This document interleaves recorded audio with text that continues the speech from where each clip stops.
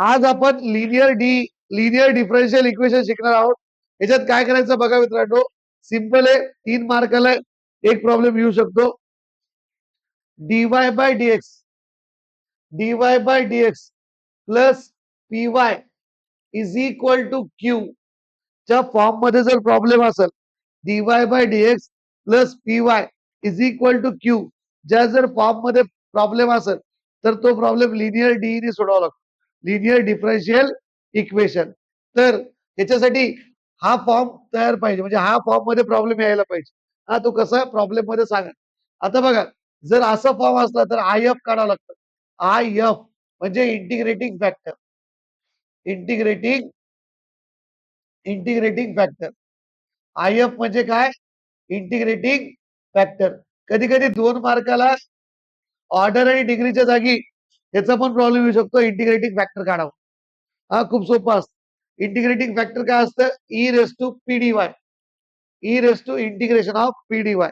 E raise to integration of P D Y.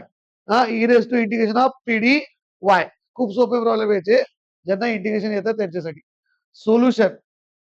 हा हे असतं इंटिग्रेटिंग फॅक्टर आणि त्याचं सोल्युशन काढावं लागतं. सोल्युशन कसं काढायचं?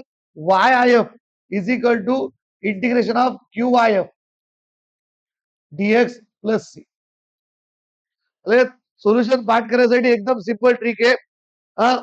इंग्लिश मध्ये म्हणायचं आय एफ काऊन आहे, Y I F is equal to integration of, Hindi मध्ये म्हणायचं Q I F D X plus C. लक्षात आलं काय? Y I F is equal to integration of Q I F D X plus C. पुस्तकात आय एफच्या जागी हे पण दाखवलेलं असतं, पण सोपं असं पाठ करायला जातं. आले Y I F is equal to integration of Q I F plus C. म्हणजे आय एफ काय हे इंग्लिश मध्ये विचारायचं आणि हिंदी मध्ये विचारायचं. English is equal to Hindi plus C. आलं लक्षात? समजलं? आता बघा, आता काय करायचं? पहिला प्रॉब्लेम. आता याचा पहिला प्रॉब्लेम बघू आपण मित्रांनो. Find the integrating factor. Find integrating factor म्हणजे I F. Find I F for dy by dx plus Y tan x. यावेळेस 2 मार्काला आय एफ काढायला येऊ शकतो ऑर्डर आणि डिग्रीच्या जागी. मे बी ऑर्डर आणि डिग्री 3 मार्काला पण टाकू शकतो. अलग dy by dx plus Y tan X is equal to sine two X. जर पहिले 1-2 प्रॉब्लेम समजले नाही ना, मग समजत नाही बरं का. dy by dx plus Y tan X is equal to sine two X. आपल्याला फक्त इथे इंटिग्रेटिंग फॅक्टर विचारले, म्हणजे लिनियर डी आहे का नाही ओळखायची गरज नाही. ऑलरेडी लिनियर डी असणारच, त्याच्यामुळे आपल्याला इंटिग्रेटिंग फॅक्टर विचारलं ना, तर मग आपण कम्पेअर करायचं. dy by dx plus P y is equal to Q. या फॉर्म बरोबर जर कम्पेअर केलं तर पी काय आपलं? Tan x. पी काय? Tan x. अलग आहे. तर मग इंटिग्रेटिंग फॅक्टरचा फॉर्म्युला काय? E raise to P D Y. E raise to P D Y.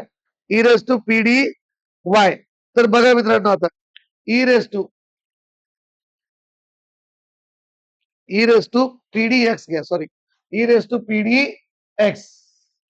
X ला एक्स, हा याच्यात पी डी वाय लिहिलं का आपण? हा e raise to P d x. P d x. जर इथं वाय असेल तर इथं डीएक्स, आणि इथं जर एक्स असेल तर इथं डीवाय. जास्त करून आपल्याला एक्सच येतं. हा आता बघा, ई रेस टू पीडीएक्स नाही तर इंटिग्रेशन सॉल्व्ह होणार. E raise to P D X, e raise to tan x D X. What is integration of tan x? Log of sec x. Log of sec x. E आणि log, ईच्या डोक्यावर जर log असेल तर E आणि लॉग जात असत, कारण की ई ला अँटी लॉग म्हणते. हा तर ई आणि लॉग गेलं, sec x is the answer. चालेल. इथे इंटिग्रेटिंग फॅक्टर विचारलं तर एवढा प्रॉब्लेम. याच्यात सोल्युशन विचारलं तर अजून मोठं आहे. Solve x dy by dx plus y is equal to x square. Solve म्हणलं की इंटिग्रेटिंग फॅक्टर काढायचं, सोल्युशन काढायचं. आले तर बघा मित्रांनो, आता पहिली गोष्ट तर परीक्षेत आपल्याला प्रॉब्लेम ओळखावा लागतो की लिनियर डीचा आहे का नाही. जर हा एक्स नसला तर त्याच फॉर्म मध्ये प्रॉब्लेम येऊ शकतो. तर मग काय करू आपण? डिवाइड एक्स, सगळीकडे एक्स ने डिवाइड करू.